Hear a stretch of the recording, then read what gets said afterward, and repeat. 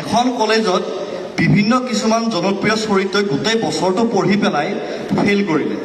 Fail কৰাৰ পাছত প্ৰিন্সিপালৰ লগত কাজিয়া কৰিব যায় প্ৰিন্সিপালৰ কেবিনত। প্ৰিন্সিপাল হ'ল হিমন্ত বিশ্ব শৰ্মা। প্ৰথমতে ফেইল কৰিলে মুন্না ভাই, MBBSৰ মুন্না ভাই, লগত আছে চাৰ্কিট। ये मामू वहाँ ग्रेजुएटी में अगर कोई मरने की हालत में रहा तो उसको एग्जाम देना जरूरी है क्या? ये तूने अपन को फेल कर दिया। ये सर्किट तू ही समझाना इस मामू को। ये भाई टेंशन लेगा नहीं देगा, खाली पीली मज्जा नहीं लाई।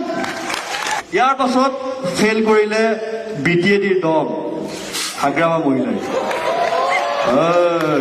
চাম্বা তই মোক ফেইল কৰাই দিলি না, একদম বেয়া কাম কৰছা দেই, কিন্তু এইটো মোক পাছ কৰাই দি বহুত বেয়া কাম কৰছা। তই পৰীক্ষাত নম্বৰেই পোৱা নাই, কি ধৰণে পাছ কৰাই দিম?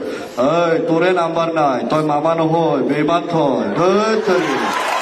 ইয়াৰ পিছত হঠাৎ এটা খবৰ আহিল যে এজন ল'ৰাই কেমেষ্ট্ৰিৰ পেপাৰ ফালি এক্সাম হলৰ পৰা গুচি আহিলে। গতিকে গোটেই কলেজৰ উৎপাত। সেই ল'ৰাজন প্ৰিন্সিপালৰ কেবিনত, তই যে কেমেষ্ট্ৰিৰ পেপাৰখন ফালিলি কিহৰ কাৰণে, তই কি কৰিবি?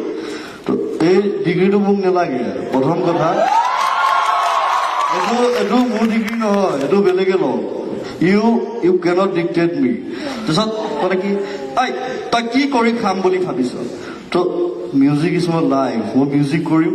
প্ৰথম কথা সেইটোৱে কথা। আৰু আজি মই চাইকেল লৈ ওলাই গৈছো। I will come back to Range Rover, that's all. Thank you.